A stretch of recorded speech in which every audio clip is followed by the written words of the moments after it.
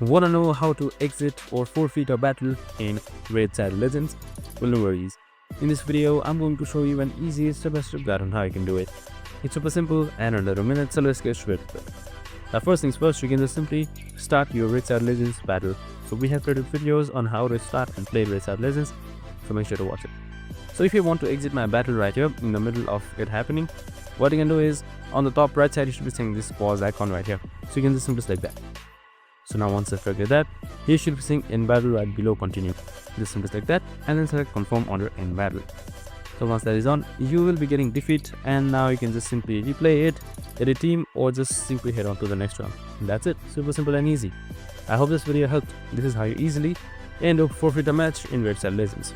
Make sure to like, subscribe, and tune in with us for more of these videos. See you in the next one.